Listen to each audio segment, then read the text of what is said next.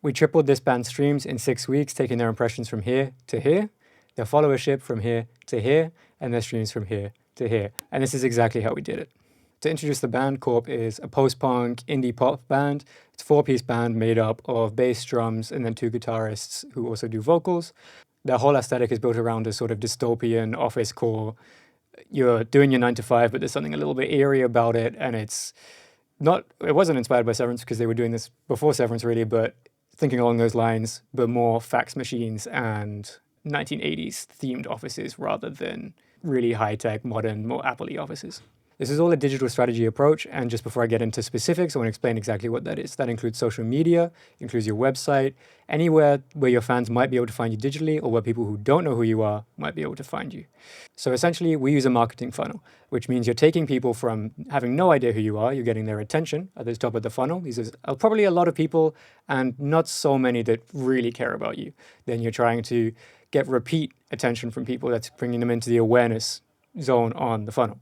That basically means they know kind of who you are, they've seen a few of your reels, they maybe know you by name or they follow you, but not much more. Next is followership. So these are people that are definitely following you. They will be excited to see you on their For You page if it's on Instagram, or they'll check your website every once in a while. They'll be like, I wonder if Corp is doing any shows.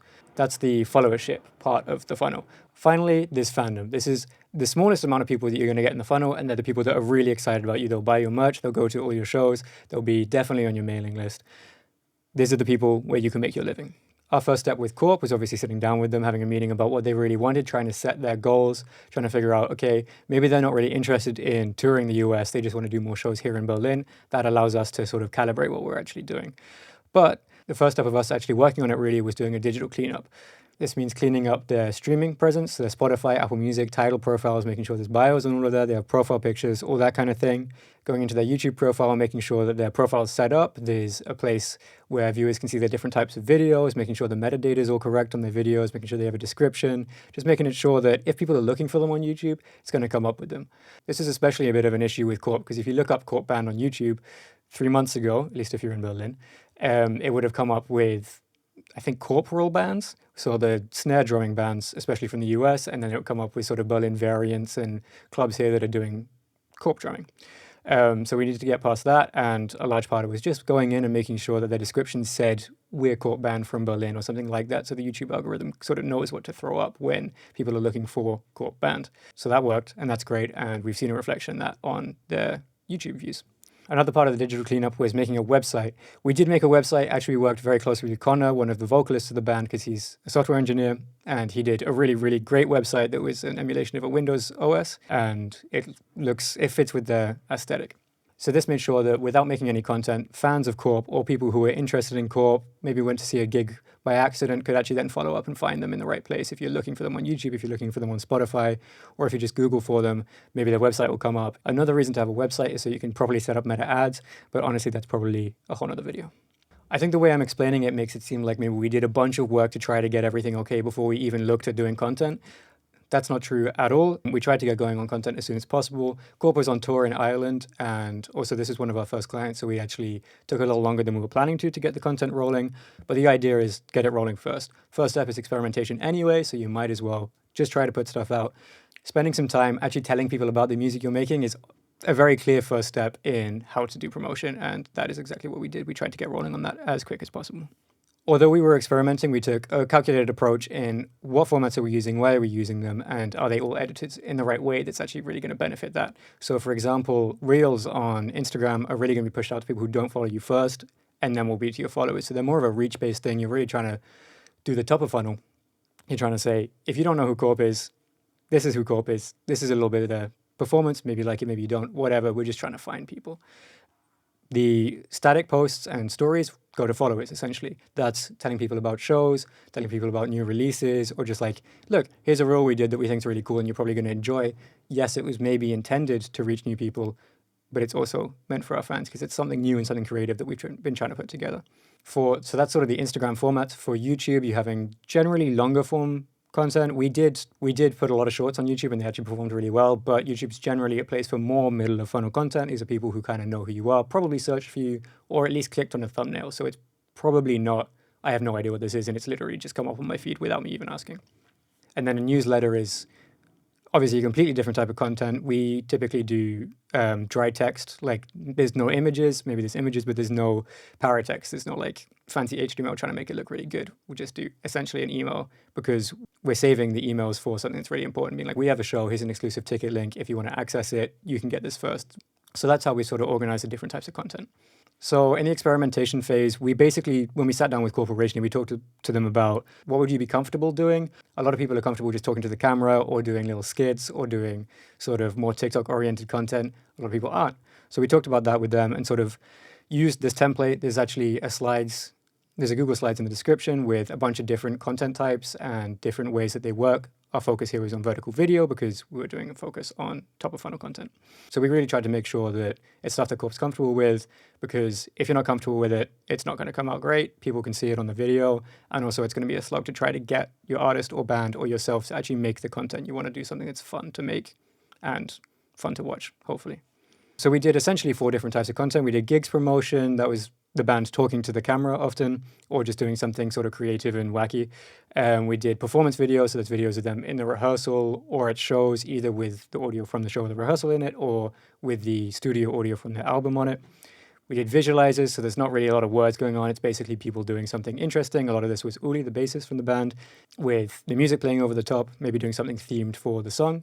And we did song breakdowns, which are mostly upcoming still. It's more of a middle of funnel thing, so we did them a little bit later. Focus is on top of funnel first because we're really trying to grow an audience that then we can filter through the funnel. If you want examples of this, we can link them individually in the description below, and they'll be labeled with my description of them. Then we sort of identified which ones were working best for which thing and doubled down on what was working. And that leads on to the next section, which is A/B tests. For the A/B tests, it works differently on different platforms, but essentially you post 2 different creatives or descriptions and see which is working so you can get a better understanding of A, the followership, also the culture of the platform, and what the people who are already following the artist understand to be the artist's image and how you can make sure that you're being true to that. So for TikTok, that basically looks like posting the same thing 2 weeks separated, seeing which one's working better. One of the examples we have for TikTok is the performance videos we posted in color and in black and white because they were 2 different creatives that we thought were good, but didn't know really which one would take off better on TikTok. Very consistently, the black and white ones did better. And that meant later when we were doing performance videos for Instagram, we'd just do another black and white version for TikTok because it would perform better there and it's a pretty minimal amount of effort. For Instagram, that looks like using trial reels, or you can use A/B testing on Meta's native platform that's more connected to ads and is a little more complicated. What we were doing, because it's easier, is using trial reels, essentially posting similar posts, often with the same song clip, or maybe you're testing the song clip, in which case it's exactly the same post but with a different song clip under it, posting the trials, and then just seeing which one did better and posting that to your followers. And then from there, essentially, super simple, double down on what's working, throw out the stuff that isn't working, and keep experimenting. We had, with one of our other clients, not with Corp, we were doing a bunch of lyric videos because they were working really well, vertical lyric videos. They'd be like 10, 20-second clips for TikTok with big lyrics in the background. They were working really well. The audience gets fatigued, which we found out not so much on stories, but definitely on posts. They do get fatigued, so you want to do something new. And obviously, another big part of this, apart from the A/B testing, is track your data. Track not just your impressions, which is a relatively useless statistic, but your followership, your listens, how many people are signing up to your mailing list, which is a really good indicator of how many people really care about you because they're saying, you know what, you can bother me in my mailing list or on my text list, depending on where your audience is. Track your engagement rate to make sure the videos are actually getting better and not just reaching more people. I think reach is a very, very overused statistic and people really optimize for reach. Yes, it's great for top of funnel stuff, but you want to make sure the content's actually getting better. So if you're getting a better engagement rate throughout that content, you know that it's actually emotionally affecting people, which is sort of the goal. You want to bring them as quickly into the world of Corp as possible and then set out everything so that they can explore as much as they can or they want to. We started with essentially a 3-month trial with Corp and we did print some merch, which was part of the plan. But it took a lot longer than we were planning to. This is sort of part of the learning process of Las Aguas. We're early on in the company life, hopefully. And merch is a big part of that. Merch is a really, really important part of finance stabilization. If you're an artist, often your income is tied to album cycles or tour cycles. And part of what we want to provide to our artists is not that struggle. So Bandcamp is a big focus for that, having a web store, making sure your website's set up properly so you can do meta ads. You can run ads instead of just boosting posts. Don't boost posts. Run ads with specific target events is what Meta calls them, so that Meta can actually optimize for that event, and you can see a real return on investment. You don't just sort of boost and be like, oh, we got a bunch of people to see this. That doesn't really mean anything. But yeah, like I said, hopefully we'll do another video soon on the merch process, how we printed everything, how we hopefully sold everything, and there will be more to come on as well other clients and how we did the process with them. It's a bit different with Facundo Swing, another one of our clients. We were doing PR as well for radio and playlisting, and another video will get into that. But thanks for watching. If you can leave a like, if you can leave a comment and let us know what you would like to see or any questions you have, that is super useful, or just feedback on the video. Thanks for watching and see you soon.